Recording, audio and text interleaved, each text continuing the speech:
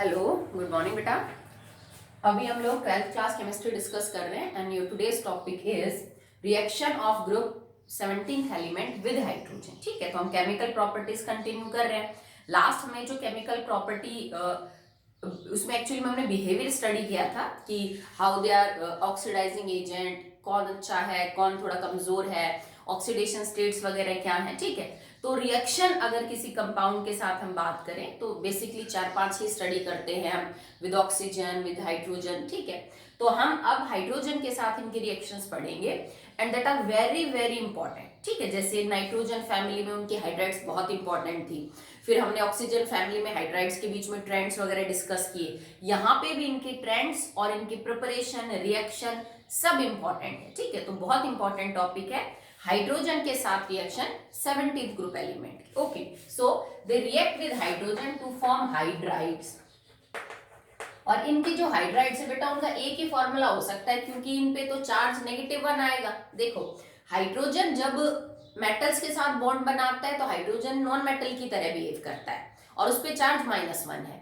अगर हाइड्रोजन किसी non metal के साथ बॉन्ड बनाता है तो हाइड्रोजन मेटल की तरह बिहेव करता है और उन पे +1 है। फ्लोरीन, क्लोरीन, ब्रोमीन, आयोडीन तो सब नॉन मेटल है, तो उनके कंपैरिजन में हाइड्रोजन मेटल का काम करेगा। तो यहाँ पे हाइड्रोजन पे चार्ज रहेगा +1, तो इसका मतलब बाकी सब हैलोजन्स को चार्ज -1 ही रखना है। ठीक है, नेगेटिव और होता नहीं, तो इनकी एक ही टाइप की हाइड्राइड पॉसिबल है जिनको आप जर्नली XX से रिप्रेजेंट कर सकते हो। ठीक है, HX जो आपका है, यहाँ X आपकी कोई भी हैलोजन हो सकती है, फ्लोरीन, क्लोरीन, ब्रोमीन और आयोडीन में से। ठीक है, तो मतलब क्या फॉर्मूला बन गया इन हाइड्राइड्स का, HCl, HBr एंड HI। ठीक है, तो ये चार आपके पास हाइड्राइड्स हैं, या फिर हाइड्रोजन की हैलाइड्स बोल दो, या फिर आप हैलोजन्स की इनको क्या बोल सकते हो बेटा, हाइड्राइड्स बोल सकते हो। ठीक है, दे आर वेरी वेरी कह सकते हो important compounds. HCl, HBr, HF, HI ये बहुत इंपॉर्टेंट कंपाउंड है इनऑर्गेनिक केमिस्ट्री में। ऑर्गेनिक केमिस्ट्री के अंदर आप इनको बहुत ज्यादा क्या करते हो, यूज करते हो।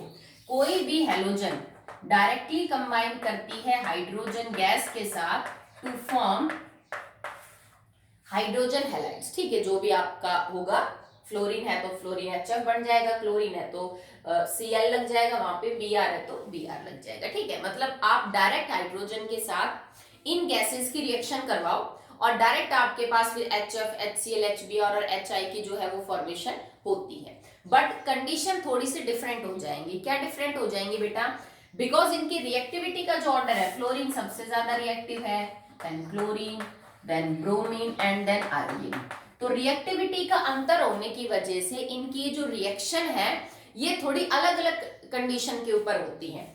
अगर आप इसमें ये देखें, hydrogen react with fluorine because fluorine is most reactive, so it can react in the presence of dark even. ये मतलब बिना लाइट के कोई फोटोकेमिकल रिएक्शन नहीं है, डार्क में भी मतलब ये रिएक्शन हो जाते हैं because fluorine is that much reactive और बन जाएगा 2HF। अगर आप यहाँ पे लेते हो क्लोरीन तो आप डिफ्यूज लाइट ले लीजिए, मतलब थोड़ी डिम लाइट में भी आप रिएक्शन करवा सकते हो, डार्क में नहीं होगी, बट हाँ अगर आप लो इंटेंसिटी ले रहे हो लाइट की तो रिएक्शन हो सकती है। तो ये बना लेंगे 2HCl, जबकि H2+ में जो Br2 है और H2+ में जो I2 है उनकी रिएक्शन देखो। Br के लिए तो आपको लाइट चाहिए, ये लाइट की प्रेजेंस में रिएक्शन होगी तब जाके बनेगा आपका 2HBr, जबकि जो आयोडीन के साथ रिएक्शन है बेटा वो तो एज एन कैटलिस्ट की प्रेजेंस में होगी। आपको यहाँ पे Pt एज ए कैटलिस्ट लेना पड़ेगा, तब जाके बनेगा 2HI। ठीक है, तो देखो रिएक्टिविटी का फर्क पड़ा। फ्लोरीन बहुत रिएक्शन ज्यादा करती है, स्पीड है, रिएक्टिविटी है, तो आपको मतलब लाइट से इनिशिएट करने की कोई जरूरत नहीं है, रिएक्शन को डार्क में भी हो जाएगी। क्लोरीन थोड़ी कम रिएक्टिव है तो it need light, but diffused intensity की है तो भी हो जाएगा। ब्रोमीन और आयोडीन और कम रिएक्टिव है तो ब्रोमीन को लाइट की जरूरत पड़ती है, जबकि आयोडीन तो कैटलिस्ट की प्रेजेंस में क्या करता है बेटा, रिएक्शन करता है। तो एक तो ये तरीका है कि आप डायरेक्ट ही बना सकते हो, सीधा हाइड्रोजन के साथ रिएक्शन करके और ये चारों कंपाउंड बना लीजिए। इनके अलावा भी और मेथड है जिनसे आप ये चारों कंपाउंड्स बना सकते हो। ठीक है, तो अब हम पढ़ेंगे preparation of these 4 compounds other than this method. Okay चलिए,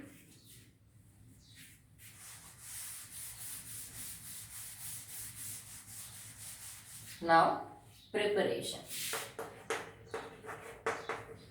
ऑफ हाइड्राइड्स ऑफ ग्रुप 17। तो सबसे पहले क्या है, आपको HF बनाना हो और आपको HCl बनाना हो। हम इन दोनों का मेथड करेंगे क्योंकि जो HBr और HI है ना, उनके लिए सेम मेथड अप्लाई नहीं कर सकते जो हम HF और HCl के लिए कर सकते हैं। रीजन बताएंगे आगे। तो फिलहाल हम HF और HCl के लिए ही मेथड यूज कर रहे हैं। आपको करना क्या है, आपके पास कोई सॉल्ट है, कौन सा सॉल्ट, या तो वो कोई मेटल फ्लोराइड हो या आपके पास कोई मेटल क्लोराइड हो, ठीक है। इन दोनों की रिएक्शन आप करवा दीजिए विद कंसंट्रेटेड H2SO4। रिएक्शन का पैटर्न बड़ा ही सिंपल है, क्योंकि अगर कोई मेटल फ्लोराइड होगी, जैसे मान लो मैंने एग्जांपल ले लिया CF2 और मेटल क्लोराइड का एग्जांपल ले लिया KCl, ठीक है। तो ये जो कंपाउंड है, ये इसके अंदर एक सॉल्ट है जिसके अंदर बेस है KOH, एसिड है HCl, इसके अंदर बेस है CaOH ट्वाइस और एसिड है HF। अब हमने सामने कंसंट्रेटेड H2SO4 लिया, जो इन दोनों सॉल्ट्स में मौजूद जो एसिड है that is HF and HCl उससे स्ट्रॉन्ग है, ठीक है। तो रिएक्शन का पैटर्न क्या कहता है कि जब आप किसी ऐसे सॉल्ट की रिएक्शन एक स्ट्रॉन्ग एसिड के साथ करवाओ, जिस सॉल्ट में मौजूद एसिड कमजोर हो और सामने वाला एसिड स्ट्रॉन्ग हो, तो स्ट्रॉन्ग एसिड अपना तो सॉल्ट बना लेता है और कमजोर एसिड को बाहर कर देता है। बस हमें यही चीज यूज करनी है। तो देखो, जैसे फर्स्ट रिएक्शन है, calcium fluoride react with concentrated H2SO4 to form CaSO4 और प्लस में आपका ये 2HF जो है वो बाहर हो जाएगा। तो इस रिएक्शन से आपको जो HF है वो मिल जाएगा या आपको गैसेस स्टेट में बाहर मिलेगा, ठीक है। इसी तरह जैसे मैंने KCl ले रखा है, KCl की रिएक्शन मैं करवा दूं H2SO4 के साथ, ठीक है। वही कंसंट्रेटेड मीडियम में है, so it will form K2SO4 plus HCl बाहर। अगर मैं यहाँ पे NaCl ले लेती तो ये Na2SO4 बन जाता और प्लस HCl बाहर। तो एक तो आप ये तरीका यूज कर सकते हो, कोई जरूरी नहीं कैल्शियम ले लो, कोई भी मेटल फ्लोराइड ले लो और कोई भी मेटल क्लोराइड ले लो, क्योंकि मेटल फ्लोराइड बेटा HF के सॉल्ट है और मेटल क्लोराइड HCl के सॉल्ट है। उनके सामने हमने इन दोनों से स्ट्रॉन्ग एसिड ले लिया H2SO4, तो ये दोनों रिएक्ट करके H2SO4 अपना सॉल्ट बनाएगा और इन कमजोर एसिड को बाहर कर देगा। बस आपको ये चीज चाहिए कि हमें HF और HCl जो है वो बाहर मिल गए, सिंपल है। सेम चीज आप यूज नहीं कर सकते if you want to prepare HBr and HI। अब उसका कारण देखिए, क्योंकि HBr और HI मैंने आपको ये लास्ट चीज भी समझाई थी, पहले हम पढ़ चुके हैं इस चीज को जब मैंने रिएक्शन विद वाटर समझाया था कि जो HI और HBr की रिएक्शन अगर आप सेम मैनर में कराओगे तो जो प्रोडक्ट आपके पास बनेंगे, जैसे मान लो मैंने NaBr प्लस में कंसंट्रेटेड H2SO4 लिया और इन्होंने बना दिया क्या,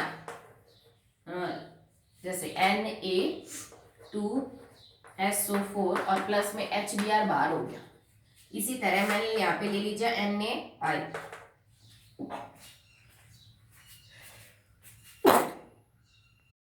NaI के साथ आपकी रिएक्शन यूं प्रोसीड कर सकती है, plus H2SO4 gets converted into Na2SO4 plus में HI। This is the expected behaviour for this reaction.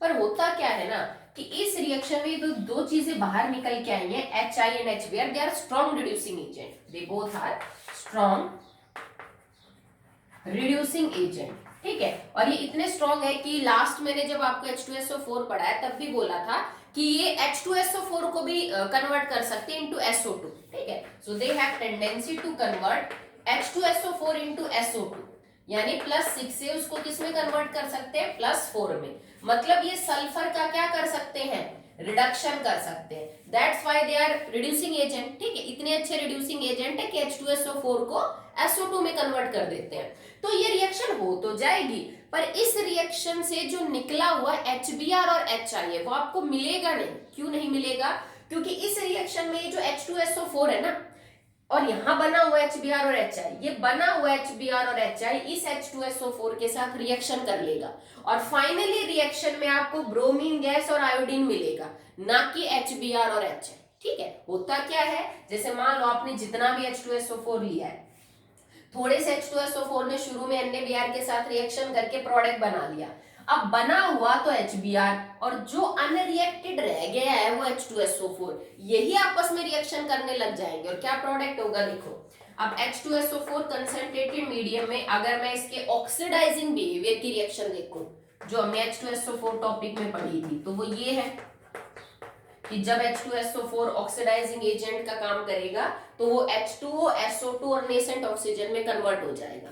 अब अगर ये अच्छे रिड्यूसिंग एजेंट है तो मतलब इनके अंदर ऑक्सीडेशन करने की प्रॉपर्टी है, क्योंकि जो रिड्यूसिंग एजेंट होते हैं वो अच्छा ऑक्सीडेशन करेंगे।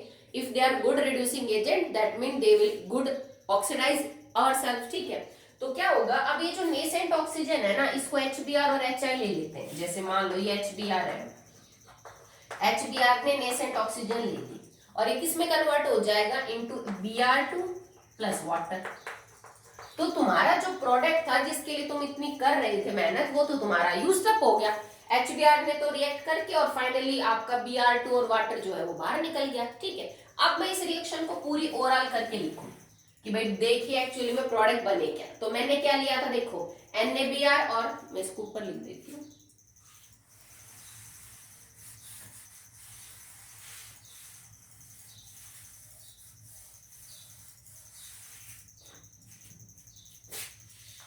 ठीक है, हमने सारे रिएक्टेंट जोड़ लेते हैं, सारे प्रोडक्ट हमने लिया NaBr, हमने लिया H2SO4।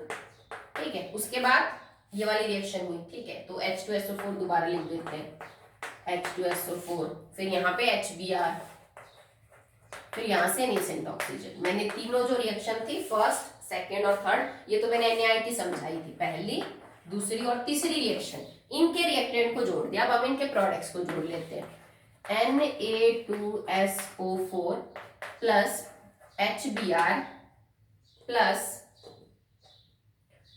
H2O plus SO2 plus nascent oxygen plus H2O and plus में Br। ठीक है, ये रिएक्शन होगी। तीनों रिएक्शंस के रिएक्टेंट और तीनों रिएक्शंस के प्रोडक्ट जो है मैंने वो क्या कर दिए हैं, जोड़ दिए हैं। अब अगर आप रिएक्शन को देखो तो इधर भी HBr है और इधर भी HBr है, बैलेंस करोगे तो कट जाएगा। जितनी नेसेंट ऑक्सीजन इधर होगी उतनी ही नेसेंट ऑक्सीजन आपकी इधर होगी, क्योंकि ये तो हमें बैलेंस करनी पड़ती है। इससे पहले मैं आपको HNO3 और H2SO4 में ये रिएक्शंस करवा चुकी हूँ, तो मैं अभी ज्यादा नहीं दे रही हूँ कि कैसे बैलेंस वगैरह करनी है। आप इंडिविजुअल रिएक्शन को बैलेंस करके फिर जोड़ दीजिए। ठीक है, देखो अब यहाँ पे क्या बचा, NaBr और H2SO4 के जितने भी मोल है उनको जोड़ लेना। ठीक है, तो मेन रिएक्शन ये बच जाएगी, NaBr प्लस में H2SO4 gets converted into Na2SO4, ये तो आपका वहां से आ गया है, प्लस SO2, ये तो किसी से नहीं कटेगी, प्लस SO2 प्लस Br2 और प्लस वाटर, ये आपकी इक्वेशन है। और वाटर के अगर ज्यादा रहे तो आप मोल जोड़ लो, नो प्रॉब्लम। तो फाइनली आपको प्रोडक्ट वैसा नहीं मिलेगा जैसे आप उम्मीद कर रहे थे कि NaBr H2SO4 के साथ रिएक्ट करके बस Na2SO4 और HBr दे देगा, नहीं, finally you will get Na2SO4 plus bromine plus water and plus sulphur dioxide gas. तो हम ये तरीका यूज नहीं कर सकते। अगर मैं यहाँ पे आयोडीन लेती, मतलब NaI लेती, तो यहाँ पे क्या आ जाता, NaI इधर सेम बनता और यहाँ पे I2 आ जाता, बिल्कुल सेम मैनर में रिएक्शन होती NaI के साथ। तो H2SO4 तो आप नहीं ले सकते हो, सीधी सी बात है। तो हम क्या करते हैं कि ये जो रिएक्शन है इसके अंदर एसिड को थोड़ा बदल के देखते हैं। H2SO4 ये क्यों कर पा रहा था, मतलब ये रिएक्शन हमारी इस तरह से क्यों हो गई, क्योंकि H2SO4 जो है वो अच्छा ऑक्सीडाइजिंग एजेंट है। भाई इस रिएक्शन में हमने H2SO4 को SO2 में कन्वर्ट किया, मतलब ये +4 में है और ये +6 में है। तो यहां से अगर आप बात करें तो सल्फर का रिडक्शन हुआ है +6 से +4। जिसका रिडक्शन होता है वो कौन है, ऑक्सीडाइजिंग एजेंट। ब्रोमीन जो था HBr माइनस नेगेटिव से Br2 हो गया 0। इसने क्या किया बेटा, इसने लॉस ऑफ इलेक्ट्रॉन ऑक्सीडेशन किया है। क्यों, क्योंकि ये रिड्यूसिंग एजेंट अच्छा है। ये रिड्यूसिंग एजेंट का काम तो तब करता है ना जब इसके सामने कोई हो जिसका वो ऑक्सीडेशन कर सकता, सॉरी रिडक्शन कर सके, मतलब वो ऑक्सीडाइजिंग एजेंट हो। तो हम H2SO4 को ना नहीं लेंगे यहाँ पे, क्योंकि ये तो ऑक्सीडाइजिंग एजेंट है। हम एक ऐसा एसिड लेंगे जो स्ट्रॉन्ग हो HBr और HI से, ठीक है। या फिर आप यूं समझ लीजिए, आप इस चीज को छोड़िए कि आप एक ऐसा एसिड ले लो जिसमें नॉन ऑक्सीडाइजिंग प्रॉपर्टीज हो, जो ऑक्सीडेशन अच्छा ना करता हो। अगर वो ऑक्सीडाइजिंग एजेंट अच्छा ना हो, ठीक है। अगर आप एक ऐसा एसिड ले लेते हैं जो ऑक्सीडाइजिंग एजेंट अच्छा नहीं है, तो मतलब वो रिडक्शन करना नहीं चाहेगा। अगर वो रिडक्शन करना नहीं चाहेगा तो HBr का ऑक्सीडेशन नहीं हो पाएगा, ठीक है। इसके सामने H2SO4 था जो ऑक्सीडाइजिंग एजेंट था, अपना रिडक्शन कर सकता था, तभी तो उसने करवाया। अगर सामने कोई ऐसा एसिड नहीं होगा जिसका हो सके ये सब कुछ, तो आपकी रिएक्शन में से HBr और जो HI है वो I2 और Br2 में कन्वर्ट नहीं होगा, ठीक है। तो इन प्रॉब्लम को सॉल्व करने के लिए हम H2SO4 को रिप्लेस कर देते हैं phosphoric acid, that is H3PO4। अब ये बेटा एक नॉन ऑक्सीडाइजिंग एसिड है, ये कोई ऑक्सीडाइजिंग एजेंट वगैरह का बिहेवियर नहीं करता, तो HBr और HI को मौका नहीं मिलता इसको क्या करने का, रिड्यूस करने का। अब आप रिएक्शन कैसे करवाएंगे, NaBr प्लस में H3PO4 on heating gets converted into NaPO4 और ये हो जाएगा थ्राइस, ठीक है। Na3PO4 सोडियम फॉस्फेट बन जाएगा एंड प्लस में आपका बाहर हो जाएगा HBr, ठीक है।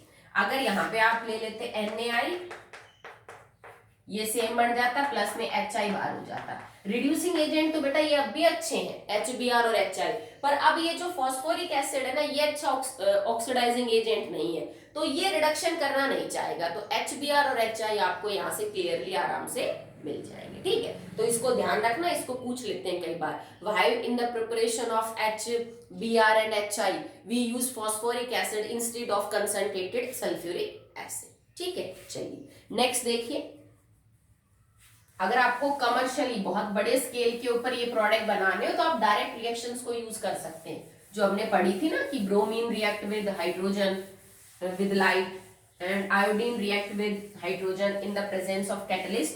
तो on commercial scale you can use this type of reaction, hydrogen plus bromine, और रिएक्शन को स्पीड अप करने के लिए आप यहाँ पे प्लेटिनियम एज एन कैटलिस्ट ले सकते हो। टेम्परेचर भी अच्छा खासा हाई है, 570 Kelvin and it will form 2HBr। Other than this, जो ऊपर हमने मेथड पढ़े उनके अलावा बहुत बड़े पैमाने पे आप बनाने के लिए ये रिएक्शन को यूज कर सकते हो, ठीक है। सेम आप यूज कर सकते हो for the preparation of HI। उसमें हम पहले क्या करेंगे, आयोडीन को हाइड्रोजन सल्फाइड गैस के साथ जो है वो रिएक्ट करवाएंगे, ठीक है। आयोडीन रिएक्शन वो भी यूज की जा सकती है बेटा, H2 plus I2 in the presence of platinum and all दस कैटलिस्ट, वो भी रिएक्शन हम यूज कर सकते हैं, पर इससे भी कर सकते हो आप। आयोडीन हाइड्रोजन सल्फाइड गैस के साथ रिएक्शन करके HI और सल्फर बना लेगा, हाइड्रोजन आयोडाइड एंड सल्फर, ठीक है। अब ये जो आयोडीन आपके पास है, it react with hydrazine, hydrazine is NH2 NH2 to form HI and N2, HI and N2, ठीक है। मतलब आप हाइड्राजीन की प्रेजेंस में अगर आयोडीन की रिएक्शन करवाएंगे H2S के साथ, तो फाइनली आपको प्रोडक्ट जो है वो HI की फॉर्म में मिल जाएगा।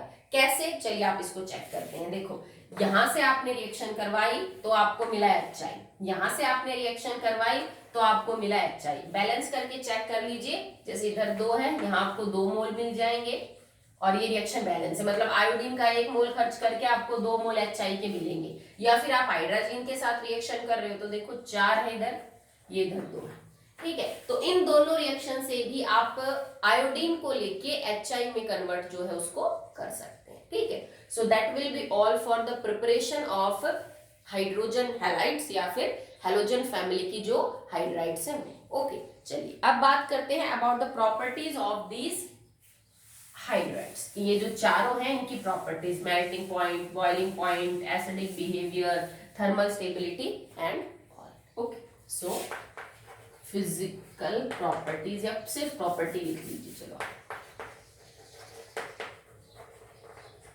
Of group 17 hydrides. ठीक है, तो सबसे पहले अगर आप प्रॉपर्टी के अंदर बात करेंगे, सो that will be their physical state. Okay, तो फिजिकल स्टेट की अगर मैं बात करूं तो HF तो एक लिक्विड है बेटा, बाकी HCl, HBr, HI गैस है।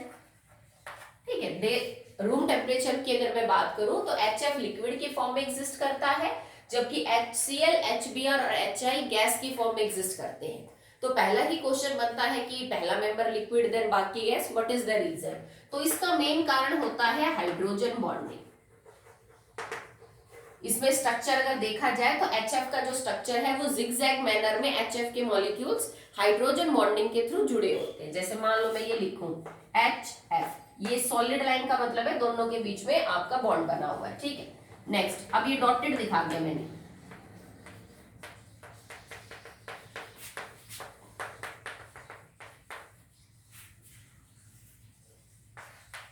ठीक है, कुछ इस तरह का स्ट्रक्चर मिलेगा। ये आपका जो है वो नॉर्मल बॉन्ड है जो बनता है। ठीक है, it is a covalent bond H और F के बीच में बना हुआ है।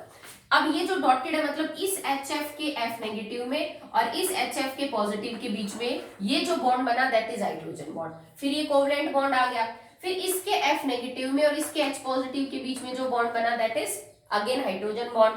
फिर ये फिर कोवलेंट बॉन्ड बन गया, फिर इसके नेगेटिव और इसके पॉजिटिव में जो बॉन्ड बना इसको हम क्या बोलेंगे? फिर हाइड्रोजन बॉन्ड। तो HF के अंदर क्योंकि फ्लोरीन इलेक्ट्रोनेगेटिव है, हाइड्रोजन उसके कंपैरिजन में इलेक्ट्रोपॉजिटिव है, एक फोर्स ऑफ अट्रैक्शन काम करती है बिटवीन दीज अपोजिट चार्जेस, जिसको हम हाइड्रोजन बॉन्ड बोलते हैं। तो अगर मान लीजिए कि HBr, HCl और HI में हाइड्रोजन बॉन्डिंग नहीं हो सकती, तो इन मॉलिक्यूल्स को होल्ड करने का जो काम कर रही है वो सिर्फ वंडरवाल फोर्स है जो कमजोर है, जबकि HF में ये वंडरवाल फोर्स के साथ साथ हाइड्रोजन बॉन्डिंग भी है।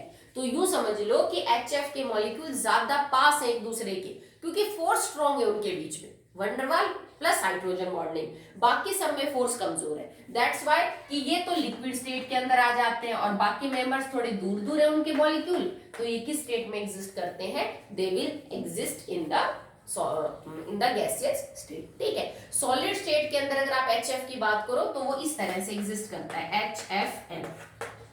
भाई लिक्विड है मेरे पास, तो लिक्विड को अगर मैं ठंडा करूं या फिर उस पर टेम्परेचर कम करूं, प्रेशर हाई करूं, तो लिक्विड सॉलिड में भी कन्वर्ट हो जाएगा। तो अगर आप HF को सॉलिड में कन्वर्ट करेंगे तो आपको HF के n नंबर ऑफ मॉलिक्यूल्स मिलेंगे जो जिगजैग मैनर में यूं, जिगजैग मैनर का मतलब है ऐसे उल्टे सीधे मैनर में यूं जुड़े रहते हैं सॉलिड स्टेट। ठीक है, तो हर जगह मतलब H और F के बीच में कोवलेंट, फिर हाइड्रोजन बॉन्ड, फिर कोवलेंट, फिर हाइड्रोजन बॉन्ड। इससे एक्स्ट्रा स्ट्रेंथ मिलती है HF के दो मॉलिक्यूल्स के बीच की जो फोर्स है उसको। That's why it is a liquid in the room temperature, at the room temperature. Next देखिए बेटा about melting point and boiling point. तो हाइड्रोजन बॉन्डिंग बिल्कुल अफेक्ट करती है मेल्टिंग पॉइंट को और बॉइलिंग पॉइंट।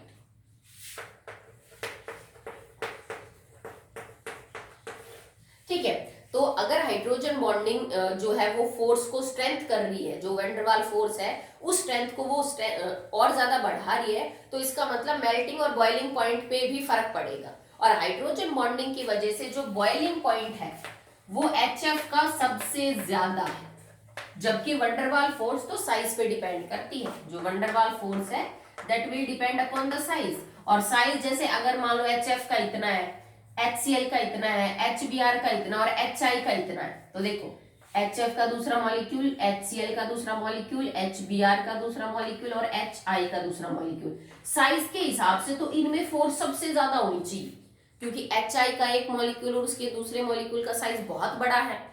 पर हाइड्रोजन बॉन्डिंग में इसमें सिर्फ वंडरवाल फोर्स है जो साइज पे डिपेंड कर रही है। यहां माना कि साइज कम है तो वंडरवाल फोर्स कम है, पर एक फोर्स और भी तो है that is known as hydrogen bonding. और बॉइलिंग पॉइंट के केस में जो हाइड्रोजन बॉन्डिंग वाला फैक्टर ये बहुत डोमिनेट करता है और साइज वाला फैक्टर ओवरशैडो हो जाता है। तो HF का जो है बेटा आपको सबसे ज्यादा देखने को मिलेगा। ठीक है, तो हम HF को तो सबसे टॉप पे रख देते हैं, पर अगर HF को हटा दें जिसमें कि हाइड्रोजन बॉन्डिंग है, तो इन तीनों में अगर तुम देखोगे बेटा तो इससे इसका साइज बढ़ेगा तो इसके मुकाबले इसका बॉइलिंग पॉइंट ज्यादा, इससे इसका साइज बढ़ेगा तो इसके मुकाबले इसका बॉइलिंग पॉइंट सबसे ज्यादा, तो इसका मतलब एच एफ के बाद जिसका नंबर आएगा that will be H I, फिर होगा आपका एच बी आर, और सबसे कम आपका बॉइलिंग पॉइंट होगा किसका, एच सी एल।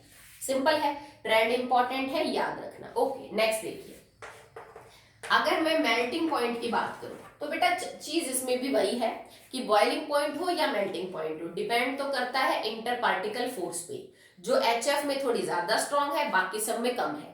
पर यहाँ पे एचएफ का जो है ना वो टॉप पोजीशन के ऊपर नहीं रहता, टॉप के ऊपर किसका रहेगा, एच आई का। टॉप एच आई करेगा, फिर एच एफ होगा, फिर आपका मिलेगा that will be H B R, और सबसे कम मिलेगा एच सी एल का। तो यहाँ पे जो है वो आपका थोड़ा सा अलग है पैटर्न, क्यों, क्योंकि इसका मतलब क्या हुआ कि यहाँ पे साइज का फैक्टर डोमिनेट कर गया, हाइड्रोजन बॉन्डिंग थोड़ी कम पड़ गई। ठीक है भाई, साइज कहता है कि एचएफ का कम होना चाहिए, हाइड्रोजन बॉन्डिंग कहती है ज्यादा होना चाहिए, साइज इसका ज्यादा है, ठीक है, तो कहती है कि इसका ज्यादा होना चाहिए, जबकि इसमें एच बॉन्डिंग है नहीं।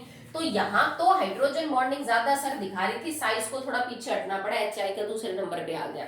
यहाँ एच आई का पहले नंबर पे आ गया, एच एफ का दूसरे नंबर पे आ गया, मतलब यहाँ पे साइज डोमिनेट कर रहा है, और आपकी जो हाइड्रोजन बॉन्डिंग है that is not dominating at all. ठीक है, तो याद रहेगा ये ट्रेंड आपको, दोनों के दोनों ट्रेंड इंपॉर्टेंट है। ठीक है, कारण सिर्फ हाइड्रोजन बॉन्डिंग है, नहीं तो नॉर्मल ट्रेंड ये कहता है कि ऊपर से नीचे जब आप आएंगे तो साइज बढ़ने के साथ साथ मेल्टिंग और बॉइलिंग पॉइंट बढ़ना चाहिए। ठीक है, तो बाकी तो सब रेगुलर है, एचएफ ने हाइड्रोजन बॉन्डिंग की वजह से थोड़ा सा जो है वो अनएक्सपेक्टेड बिहेवियर दिखाया है।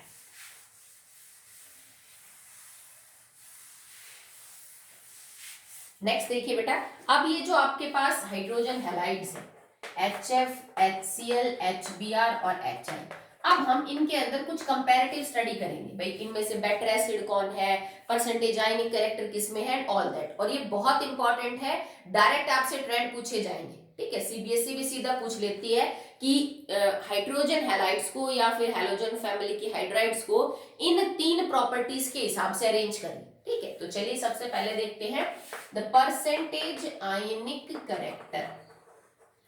परसेंटेज आयनिक कैरेक्टर का मतलब समझते हो भाई, बॉन्ड सब में ही आयनिक है।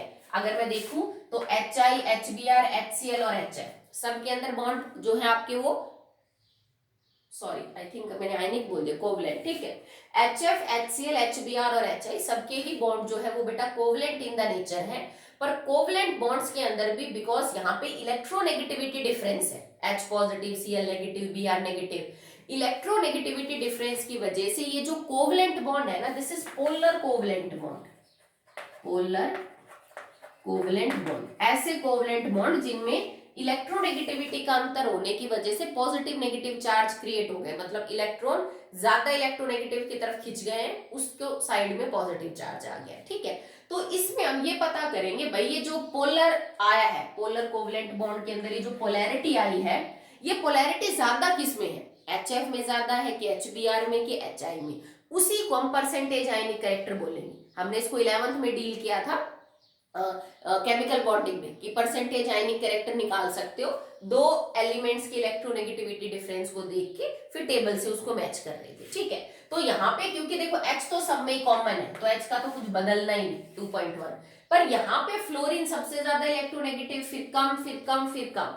मतलब जो अंतर है ना इलेक्ट्रोनेगेटिविटी डिफरेंस का इन दो एटम्स में, वो लगातार घट रहा है। जैसे जैसे मैं फ्लोरीन से ब्रोमीन, आयोडीन की तरफ चलूंगी तो इसका मतलब आयनिक कैरेक्टर भी घट रहा है। ठीक है, जितना दो एटम्स के बीच में इलेक्ट्रोनेगेटिविटी का अंतर ज्यादा होगा, आयनिक कैरेक्टर ज्यादा होगा, और जितना कम होगा उतना आयनिक कैरेक्टर कम।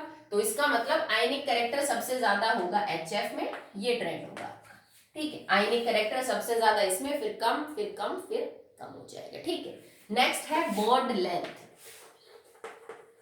अब बॉन्ड लेंथ तो बेटा आपका सिंपल है, समझ सकते हो सब, हाइड्रोजन ये है, क्लोरीन ये, समझाने के लिए दोनों ऑर्बिटल ये गोल नहीं होते, क्लोरीन अपने पी से ओवरलैप करता है, मैं सिर्फ समझा रही हूँ। ठीक है, ये H है और ये मान लीजिए क्लोरीन है, ये H है और ये आपका ब्रोमीन है, ये H है और ये आपका आयोडीन है, तो बॉन्ड लेंथ सबसे ज्यादा किसमें होगी, HI में, क्योंकि हाइड्रोजन का साइज फिक्स है, दूसरा एटम डिसाइड करेगा, तो बॉन्ड लेंथ सबसे ज्यादा होती है HI में, फिर HBr में, फिर HCl में, और सबसे कम होती है किसमें, HF में।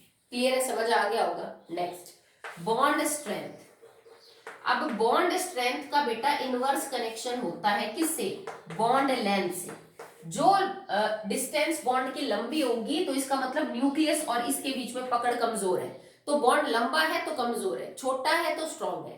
तो बॉन्ड स्ट्रेंथ का ऑर्डर क्या होगा, सबसे ज्यादा बॉन्ड स्ट्रेंथ है HF में, फिर HCl, फिर HBr, और सबसे कमजोर बॉन्ड है HI का, क्योंकि वो बॉन्ड सबसे लंबा है। ठीक है, नेक्स्ट देखते हैं थर्मल स्टेबिलिटी। थर्मल स्टेबिलिटी का मतलब है tendency to bear the heat, कि आप इन सब को अगर हीट करें तो ये कितना टेम्परेचर बर्दाश्त कर सकते हैं, कब तक मतलब ये स्टेबल रह सकते हैं बिना टूटे। ठीक है, तो बेटा थर्मल स्टेबिलिटी को एक्सप्लेन करने के लिए हम बॉन्ड स्ट्रेंथ जो है उसका सहारा ले सकते हैं। अगर HF का बॉन्ड सबसे स्ट्रॉन्ग है तो मतलब हीट करने पे टूटेंगे कैसे भाई, HF को अगर तुम हीट कर रहे हो तो ये कैसे टूटेगा, हाइड्रोजन गैस अलग फ्लोरीन गैस अलग, और ऐसा करने के लिए H और F के बीच का बॉन्ड टूटना जरूरी है, तभी तो हाइड्रोजन और फ्लोरीन अलग अलग होंगे। और बॉन्ड टूटने के लिए में बॉन्ड स्ट्रेंथ का आइडिया होना चाहिए। सबसे ज्यादा बॉन्ड स्ट्रेंथ HF की है, तो मतलब सबसे ज्यादा गर्मी HF लेगा फिर जाके टूटेगा। ठीक है, तो ये बॉन्ड स्ट्रेंथ से रिलेट करता है। HF सबसे ज्यादा थर्मली स्टेबल होगा, फिर HCl, फिर HBr और फिर HI, and that is totally related with the bond strength, क्योंकि इनको गर्म करने पे बेटा ये एक ही प्रोडक्ट देंगे, हाइड्रोजन और हेलोजन, और इसके लिए हाइड्रोजन और हेलोजन का बॉन्ड टूटना जरूरी है, जो कि बॉन्ड स्ट्रेंथ से हम आराम से रिलेट कर सकते हैं। ठीक, चलिए नेक्स्ट है एसिडिक स्ट्रेंथ ऑर्डर। भाई एसिड तो सारे ही हैं, हाइड्रोफ्लोरिक एसिड, हाइड्रोक्लोरिक एसिड, ये सब। इनमें अगर आपसे कोई ये पूछे बेटा चारों में से सबसे ज्यादा जो स्ट्रॉन्ग एसिड है वो कौन है, तो वो कैसे प्रेडिक्ट करोगे आप इनका acidic behaviour, acidic strength.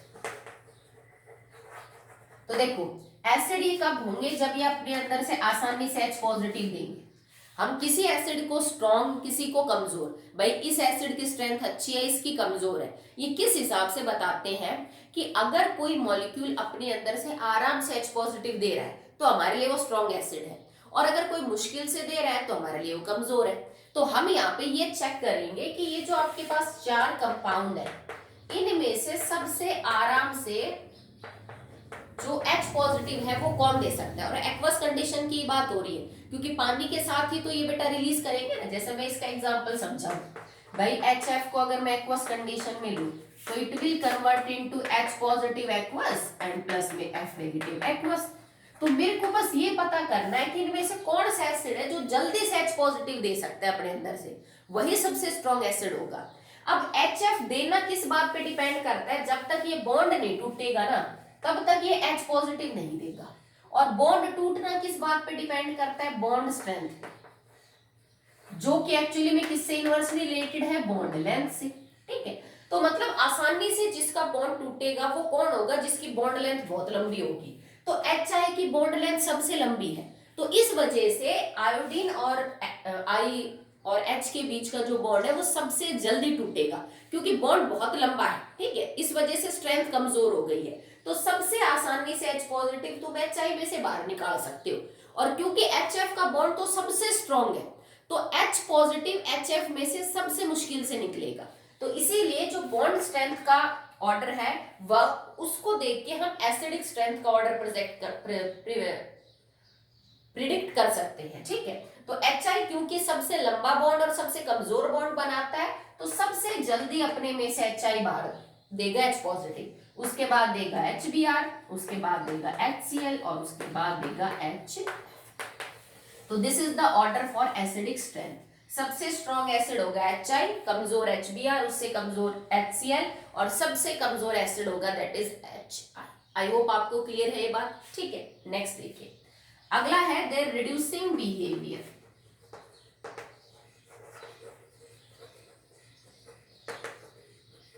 Reducing behavior.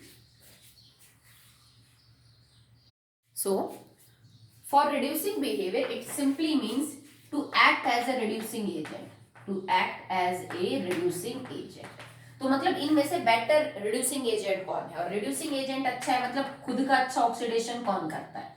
तो इनके रिडक्शन मतलब रिड्यूसिंग बिहेवियर की रिएक्शन या ऑक्सीडेशन करने को हम यूं समझ सकते हैं कि मान लो तुम्हारे पास HF है, HF अगर टूट जाता है इनटू हाइड्रोजन एंड फ्लोरीन, मैंने HF जो है उसको लिया और वो टूट गया इनटू हाइड्रोजन एंड फ्लोरीन, तो देखो यहाँ पे F नेगेटिव है और यहाँ पे F जीरो हो गया। -1 से 0 होने का मतलब ये ऑक्सीडेशन कर रहा है और ये किसका काम कर रहा है, रिड्यूसिंग एजेंट का। तो इन रिएक्शन से आप समझा सकते हो रिड्यूसिंग बिहेवियर। भाई अगर HF2 डिकम्पोज हो गया, हीट करने पे ये टूट गया H2 और F2 में, तो एक्चुअली में यहाँ पे F नेगेटिव का ऑक्सीडेशन हो रहा है, वो एक रिड्यूसिंग एजेंट है, ठीक है। अब सेम आप HCl के साथ कर सकते हो, H2 प्लस में क्लोरीन, तो अपने अंदर से जो जितनी आसानी से हाइड्रोजन दे देगा वो उतना ही अच्छा ऑक्सीडेशन करेगा, ठीक है, because loss of hydrogen is also a oxidation, and यहाँ ये -1 से 0 में कन्वर्ट हो रहे हैं सब, इसी तरह से गर्म करने पे टूट जाएंगे। तो इन रिएक्शन में जो जितनी आसानी से अपने अंदर से हाइड्रोजन बाहर देगा या फिर ये बॉन्ड जितनी आसानी से टूटेगा, क्योंकि हाइड्रोजन तो तब बाहर निकलेगी ना जब ये बॉन्ड टूटेगा, उतना ही अच्छा वो क्या होगा, रिड्यूसिंग एजेंट होगा। और बॉन्ड टूटना किस बात पे डिपेंड करता है, बॉन्ड स्ट्रेंथ पे या बॉन्ड डिसोसिएशन एनर्जी पे, एक ही बात है भाई। बॉन्ड का टूटना किस बात पे डिपेंड करेगा, बॉन्ड डिसोसिएशन एनर्जी पे, जो किस बात पे डिपेंड करेगी, बॉन्ड स्ट्रेंथ पे, जो किस बात पे डिपेंड करेगी, बॉन्ड लेंथ पे। भाई बॉन्ड जितना लंबा उतना स्ट्रॉन्ग, जितना बॉन्ड स्ट्रॉन्ग उतनी ज्यादा एनर्जी देनी पड़ेगी, ठीक है। बॉन्ड जितना छोटा उतना स्ट्रॉन्ग, जितना लंबा बॉन्ड होगा उतना बॉन्ड कमजोर होगा, और जितना बॉन्ड कमजोर उतनी कम एनर्जी देके आप अपने बॉन्ड को तोड़ सकते हो। बॉन्ड जितना छोटा होगा उतना स्ट्रॉन्ग होगा और उतनी ही ज्यादा एनर्जी वो डिमांड करेगा, क्योंकि HF का जो बॉन्ड है वो बहुत ही स्ट्रॉन्ग है बेटा, तो इसको आपको बहुत ज्यादा एनर्जी देनी पड़ेगी तभी अपने अंदर से हाइड्रोजन बाहर देगा।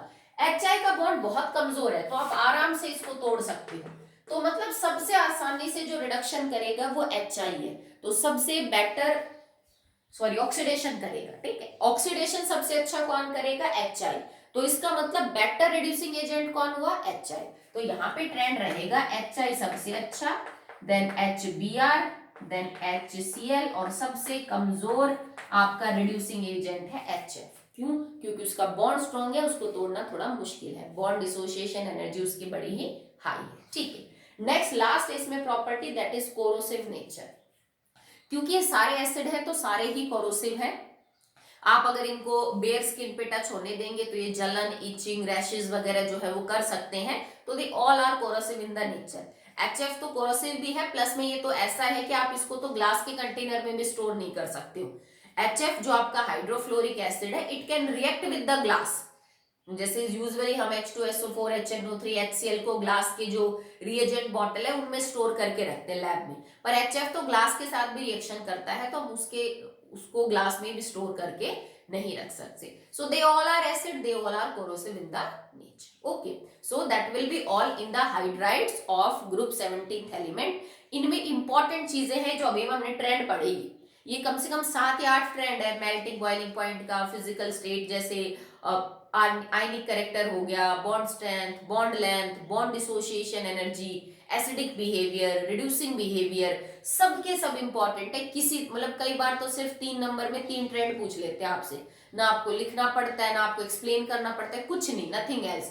3 प्रॉपर्टी का नाम देगा आपको, 3 ट्रेंड बताने कि ये इधर घटता है इधर बढ़ता है, और आपके सीधे नंबर आएंगे, ठीक है। तो ये इंपॉर्टेंट है, इनको आप फिर कॉपी में कर लेना, ओके।